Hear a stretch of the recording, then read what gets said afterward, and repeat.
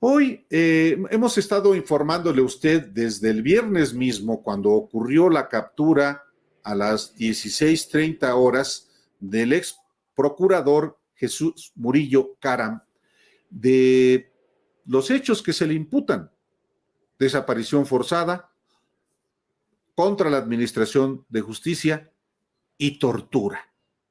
Tortura.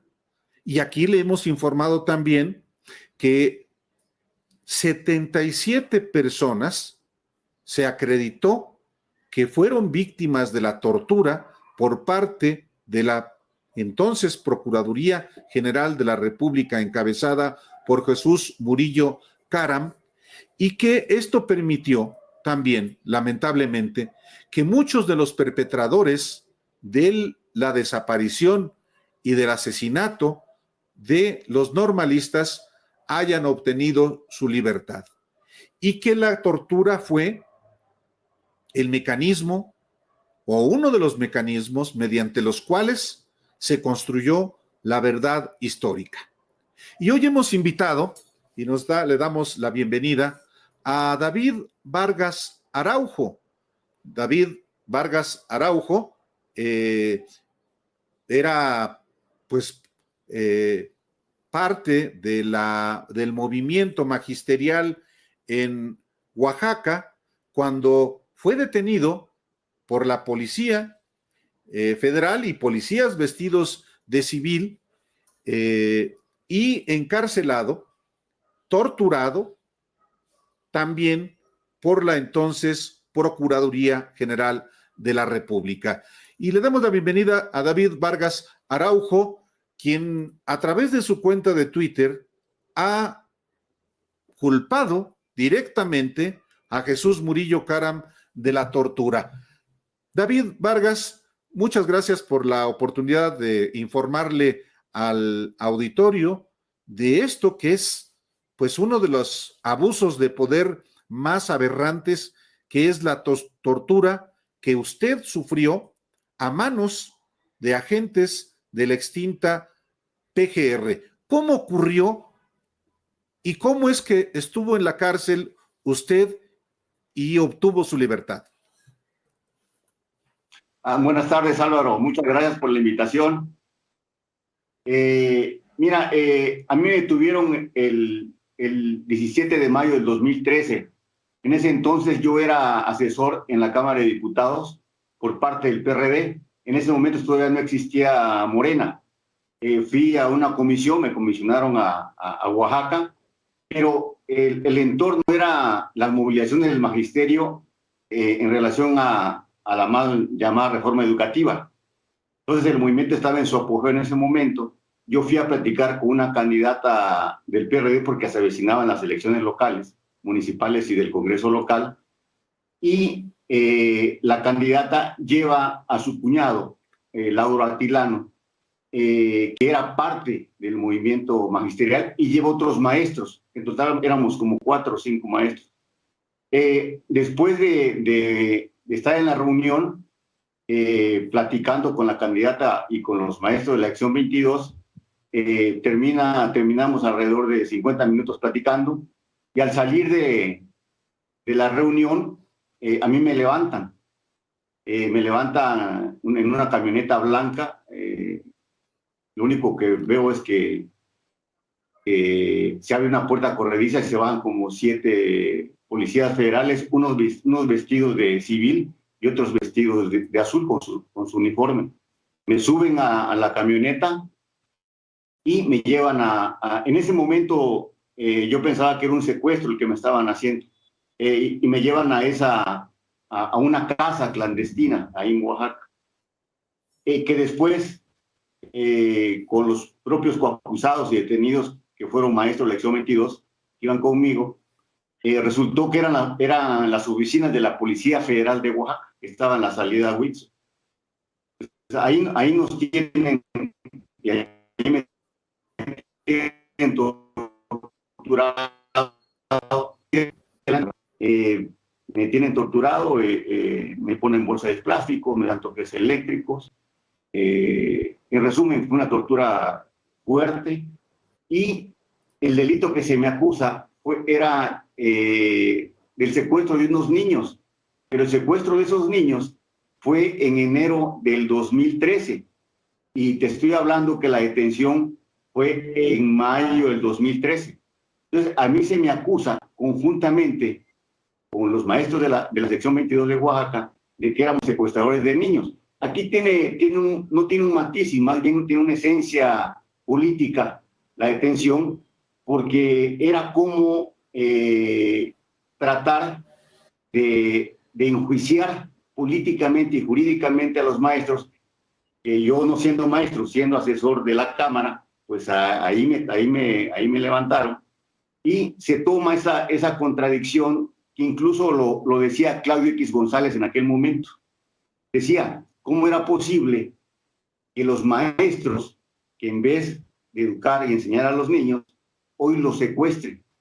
Y se torna complicado, eso yo no lo sabía, porque eso se torna complicado después de que pasan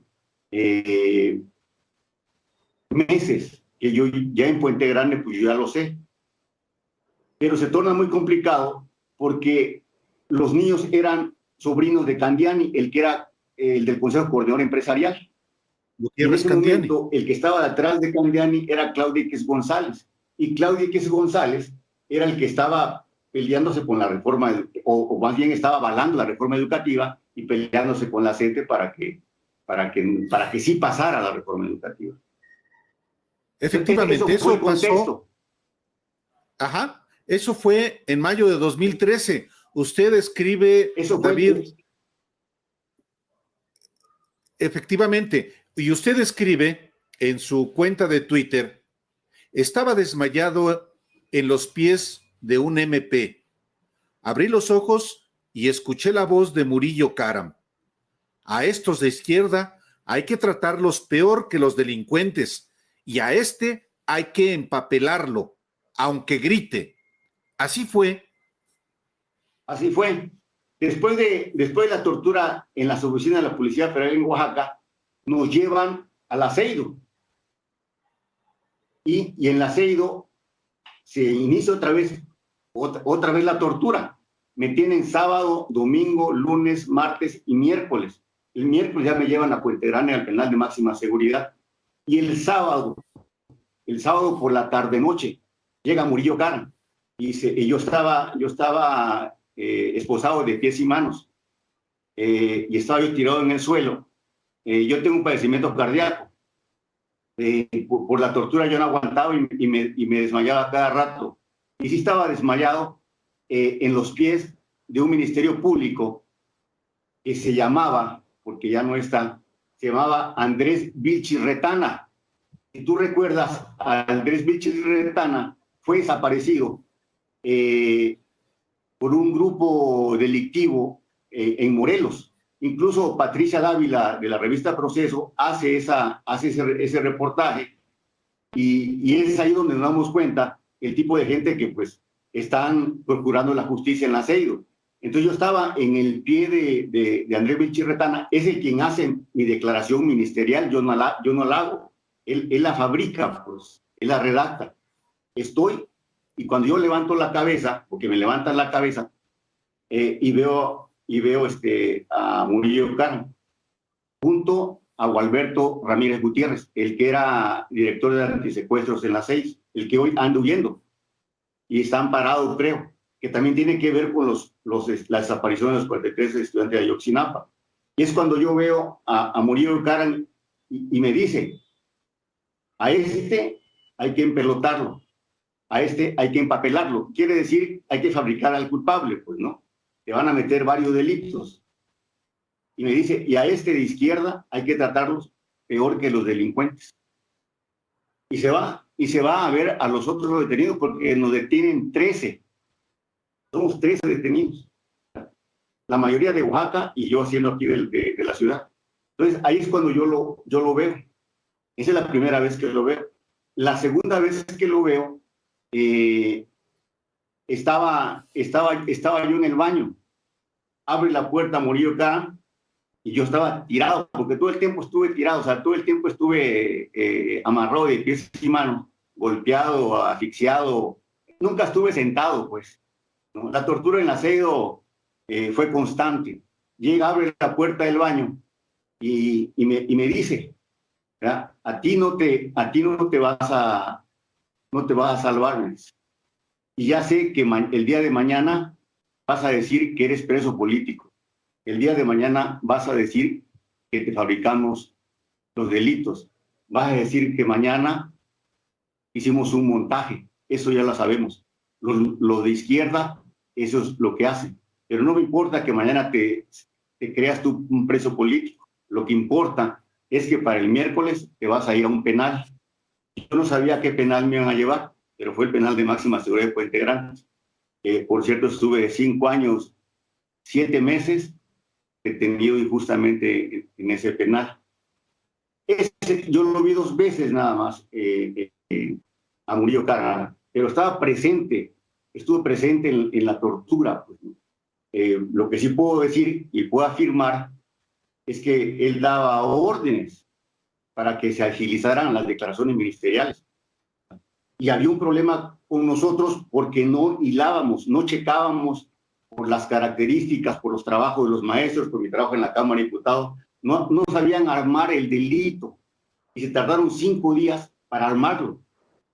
Entonces, la tortura que se da en la Lasedo se da a partir de la propia determinación que hace Murillo Karam. Murillo Karam estaba ahí presente junto a Gualberto Ramírez Gutiérrez y junto al titular de la Lasedo, que en ese entonces era, creo que Rodrigo Archundia, el que puso Marisela Morales. Entonces, y Gualberto Ramírez Gutiérrez, que era el de antisecuestros, viene desde el sexenio de Calderón. Este hombre estuvo casi 18 años en antisecuestros en Arreo. O sea, que tiene toda una escuela de tortura, y cuando llega Murillo Karam, lo que hace nada más es reasignar las direcciones que tienen en la sello. Pero sí, en la tortura sí estuvo Murillo Karam. ¿Cuándo salió usted, David Vargas Araujo, de la cárcel? Y durante estos años que estuvo preso, ¿tuvo oportunidad de recibir juicio? ¿Se emitió una sentencia? No se metió una sentencia porque yo ya había cerrado, había por lo tanto, cuando se hace el cierre de instrucción, lo que viene en la sentencia. Sin embargo, yo tengo la libertad bajo el criterio jurídico del desistimiento de la acción penal por falta de pruebas. Yo salgo, el presidente Andrés Manuel López Obrador, soy uno de los primeros liberados de López Obrador. El presidente entra en funciones el 1 de diciembre. A los 28 días salimos los 13 de la cárcel, de Puente Grande. No solo yo, sino también los otros compañeros. ¿Y a sus otros compañeros también sufrieron tortura? ¿Sus otros compañeros también sufrieron tortura? También, sí, también. Y tuvimos la recomendación de la CNDH, donde habla de que hay un parte informativo falso, hubo exceso en las detenciones, prolongación en aparecer nosotros, uso excesivo de la fuerza, detención arbitraria. Lo que pasa es que en ese momento era Peña Nieto y la CNDH estaba encabezada por, creo que Luis Plasencia. Entonces, sí definen que hay violación a los derechos humanos, pero no definen que hay tortura. No lo definen. Sin embargo, yo al salir de la cárcel empecé a trabajar con la fiscalía. Aquí hay que tomar en cuenta una cosa que es un poco contradictoria. Gualberto Ramírez Gutiérrez es el que me encarcela.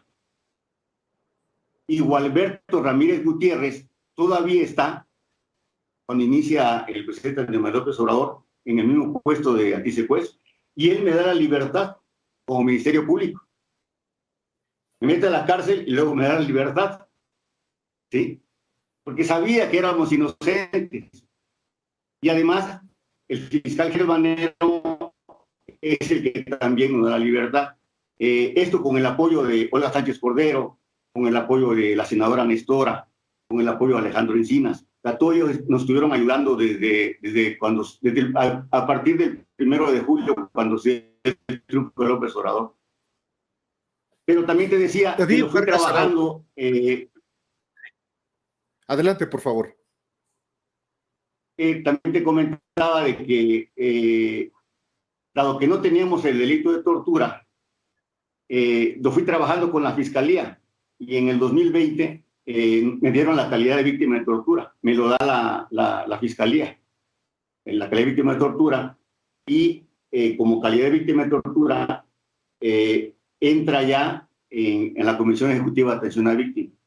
En este caso estamos hablando que yo estoy en el RENAVI, en la CEAP, y estoy por dos recomendaciones, una de la CNDH y la otra de la Fiscalía por tortura.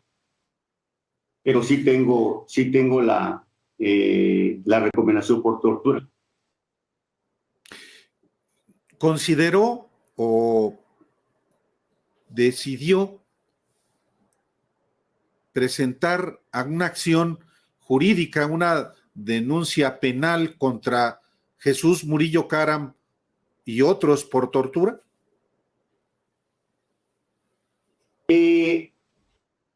Lo que hicimos fue, lo hicimos porque la mayoría de nosotros que estuvimos presos, decidimos actuar jurídicamente y penalmente en contra de los aprehensores, que eran los de la Policía Federal, y en contra de los ministerios públicos, incluyendo a Gualberto Ramírez Gutiérrez. En este caso, no metimos la denuncia en contra de Murillo Caram, pero yo creo que va a ser necesario hacerlo, porque en estos momentos creo que es importante que quede muy claro y quede en una situación jurídica que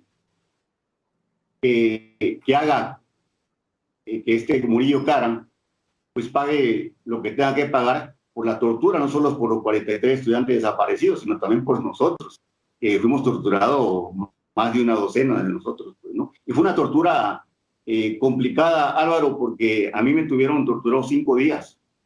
O sea, fue bastante compleja, muy fuerte. Y también aquí podemos decir que si antes existía la Dirección Federal de Seguridad con Nazar Haro, ahora existe o existía la CEIDO. Esa fue la escuela de la tortura que yo creo que fue algo que caracterizó todo el periodo del PAN, cuando entra Fox, luego sigue Calderón y luego Peña Nieto. Pero esto no acaba porque me refiero a la tortura con Murillo Caram. A mí me meten a la cárcel el 22 de mayo, a Puente Grande.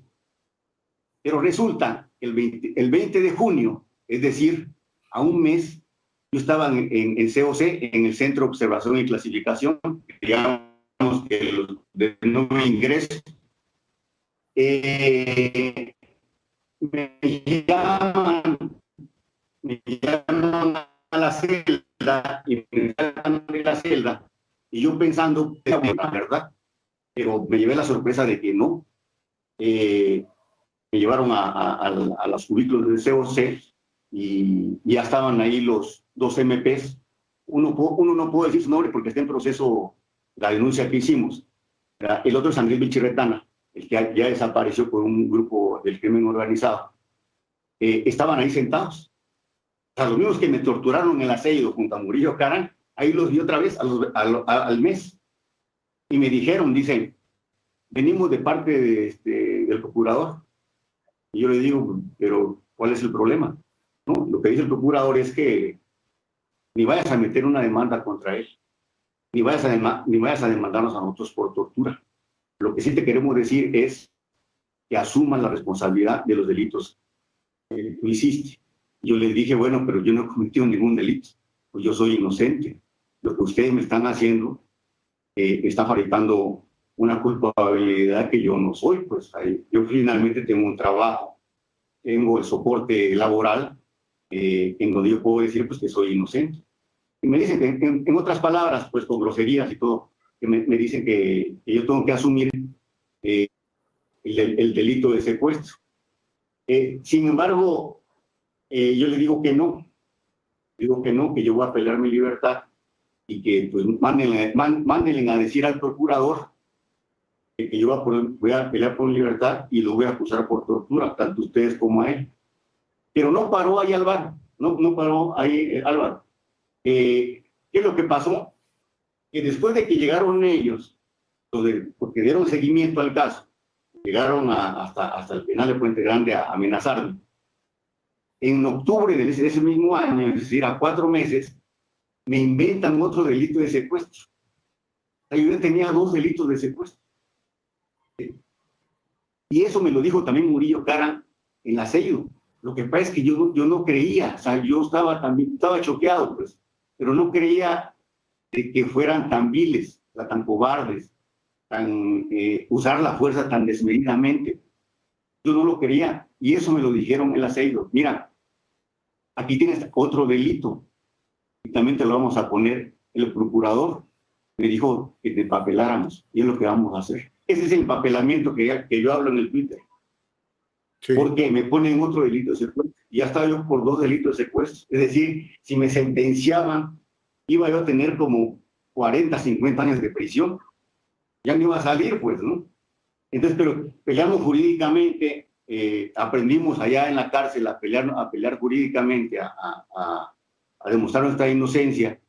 Y por fortuna logramos tirar ese delito. A los 8 meses yo ya no tenía ese delito, ¿verdad? Y aquí el problema fue que a mí nada más el que se me carga la mano con eso. ¿Por qué se me carga la mano conmigo? Porque pues yo le respondía a cualquier cosa, pues, ¿no? En el caso de Murillo Karam, yo lo único que le pude decir fue pues que no hiciera eso, porque finalmente estaba envileciendo la justicia, estaba haciéndole de la justicia una forma de hacer política que afecta a un ser humano. O sea, no se puede ser que en ese momento la tortura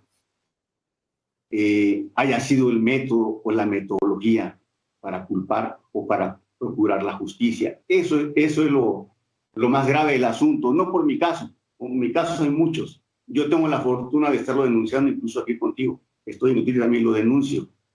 Pero hoy es aberrante también lo que yo escucho con Carlos Marín, con Ciro Gómez Leiva, que están defendiendo a Murillo Karam. Es decir, defienden la tortura y la desaparición. ¿Por qué? Porque son parte de ese Estado neoliberal, policíaco, militar que existía antes de Andrés Manuel López Obrador. David, pues finalmente usted sale efectivamente en diciembre, sale de la cárcel en diciembre de 2018, entrando el presidente López Obrador. Cuando usted tuvo conocimiento de los hechos de Ayotzinapa y de cuando comenzó a conocerse que la verdad histórica estaba sustentado en la tortura, ahora lo sabemos, de 77 personas, ¿usted qué pensó y qué piensa de que ahora Murillo Karam esté en la cárcel? Pues cuando yo supe lo de los 43 estudiantes desaparecidos, pues primero causa dolor, causa también coraje. Y yo no sabía esa famosa verdad histórica de Murillo Karam, estaban colgados con alfileres. Esa verdad histórica nació muerta. ¿Por qué? Porque yo ya sabía y nosotros sabíamos desde el penal que era fabricación de culpables en base a la tortura. Eso fue el meollo del asunto de los 43 estudiantes desaparecidos. La tortura, como ya comentábamos, como el método esencial para poder fabricar culpables y fabricar los delitos. Y en este caso, se les pasó la mano, digamos, porque desaparecieron 43 muchachos, 43 estudiantes. Y no lo podían sostener, era insostenible. Incluso hasta hoy el presidente Andrés Manuel López Obrador dice, pues es que este hombre, este señor, se autoincriminó porque no había forma, Álvaro, de poder demostrar la verdad histórica. Cada paso que iban era estar demostrando la tortura. Ya está Tomás Herón, está Enrique Galindo, que no se ha mencionado. Enrique Galindo era entonces de la Policía Federal, Alberto Ramírez Sí. Gutiérrez, el vocero Eduardo Sánchez de Peña Nieto, o sea, todos ellos. De Peña Nieto. Y si le agregamos, sí, exacto, y si le agregamos Osorio Chong también, y si agregamos el CISEN era en ese entonces creo que Eugenio Imas, pero era todo el aparato de Estado. Por eso es que Alejandro Encina concluye que es un crimen de Estado. Es un crimen de Estado porque participan todas las instituciones, tanto las que procuran justicia como las policíacas y militares. De ahí el crimen de Estado. ¿Qué decía Murillo Karam en ese momento? Pues decía, bueno, es que no puede ser un crimen de Estado porque Iguala no es un Estado. O sea, llegaba hasta a burlarse de eso. Pues sí, es un crimen de Estado porque el delito que están fabricando están apegadas a todas las instituciones que procuran justicia y además que procuran las leyes, pero también están las instituciones policíacas y militares. Cuando se da hoy la aprehensión de Murillo Karam, yo creo que se da un paso importante para castigar a los culpables. Se da un paso importante para que se pueda estar procurando la justicia en base a un Estado de Derecho. Cuando hoy se da la detención de Murillo Karam, creo que a muchos que hemos sido torturados, que han detenido injustamente y encarcelado injustamente, no es que nos dé alegría, sino simplemente es que su detención de Murillo Karam sea pegado de derecho y que pague las consecuencias y que pague sus responsabilidades, pues en la cárcel. No hay otra forma de pagar responsabilidades aquí en la cárcel, más que era un funcionario público. Y diríamos por ahí, sería el primer procurador en la historia del país que está en la cárcel. Mañana miércoles vamos a saber si le dan el otro de formar prisión o no. Yo creo que sí, le van a dar otro formar prisión. No hay forma de cómo sostener el de que no haya participado Murillo Karam. Yo fui testigo, yo lo sufrí en carne propia, la tortura de Murillo Karam. Podrán decirme a mí, sí, pero no te daba de cachetados a ti, ¿no? Pues ahí estaba a 1 metro de mí y es el que mandaba que me pegara, es el que mandara a que me golpeara. Fíjate, Álvaro, yo siempre he pensado, yo decía, bueno, si ya me tienen tirado, me tienen desmayado, estaba inconsciente, siempre estuve amarrado de pies y manos, siempre. Ya ni los delincuentes, estaba tirado. No me podía levantar, yo mismo no podía levantarme. ¿Y cómo me levantaban? Pues con golpes. ¿Cómo me levantaban? Con toques eléctricos. ¿Cómo me levantaban? Con patadas. Los doctores del Aceido, no puedo estar hablando muy mal de ellos, pero también son parte de la propia tortura que hacía el Aceido y que hacía Murillo Karam. Las investigaciones políticas, como en mi caso, y también podríamos ser las investigaciones políticas, como en el caso de los 43 desaparecidos, tienen como método la tortura. No hay otra forma. La tortura que tiene que llegar para ellos a una conclusión, o te encarcelan o te desaparecen. Pero bueno, hoy creo que estamos viviendo otros tiempos y esperamos que con esa definición jurídica que le hacen a Murillo Karam, pues permanezca en la cárcel. David Vargas Araujo, preso durante 5 años y torturado. Muchísimas gracias por hacer público este testimonio ahora que Murillo Karam, el poderosísimo procurador de Enrique Peña Nieto, está encarcelado y ojalá que los asuntos jurídicos que están pendientes avancen y tengan una conclusión satisfactoria para usted y para las otras personas que sufrieron también torturas en el contexto, efectivamente, de una criminalización de los maestros por personajes muy relevantes hoy, como Claudio X González. Sí, yo creo que es importante que hoy Murillo Karam esté en la cárcel, pues pague su responsabilidad y pague con años en la cárcel, porque no hay otra forma de que las familias o nuestras familias vean que hoy puede haber justicia y que hoy podamos nosotros, incluso como luchadores sociales y como víctimas, que la justicia esté llegando a que por lo menos nosotros lo estemos viendo y que nosotros podamos seguir luchando en contra de los que han torturado, en contra de los que han desaparecido. Gracias por la invitación. Al contrario, David, muchas gracias y seguimos en comunicación. Muy buenas noches. Gracias. Hasta luego.